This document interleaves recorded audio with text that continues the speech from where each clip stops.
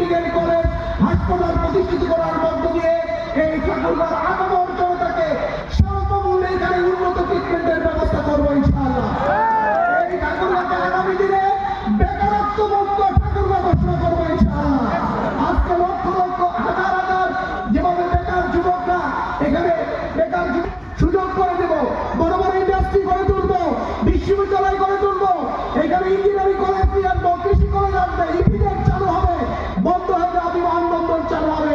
এই সকল প্রতিষ্ঠানে হাজার হাজার লক্ষ লক্ষ যুবক যুবতীদের চাকরি দেওয়ার 50 লক্ষ যুবক এবং যুবতীদেরকে বেকারদেরকে বিশেষ করে ঠাকুরগাঁওকে বেকারত্ব মুক্ত ঘোষণা করবো ইনশাআল্লাহ। সম্মানিত ভাই এবং বোনেরা, এই কাজগুলো যদি করতে হয়, কারা এই কাজগুলো পারবে দিতে পারে তার সেই স্বৈরাচার বিরোধী আন্দোলনের 80 থেকে 90 পর্যন্ত স্বৈরাচার বিরোধী আন্দোলনের সে যুবকরা ভূমিকা রাখে স্বৈরাচার সরকারের পতন ঘটিয়ে গণতন্ত্র ফিরিয়ে এনেছিল এবং সর্বশেষ 2024 সালে আমরা দেখেছি এই যুবকরা তরুণদের বিকল্প ভোটে তরুণদের জন্য কাজ করবে ইনশাআল্লাহ।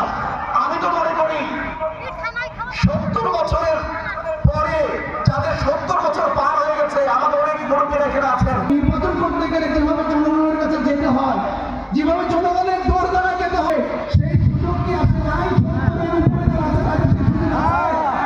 সুতরাং আপনারা বিবেচনা করবেন কাদেরকে ভোট। ওই যে বড় ভাই জুয়েল আমি লিখে নির্বাচন করছে এইদিকে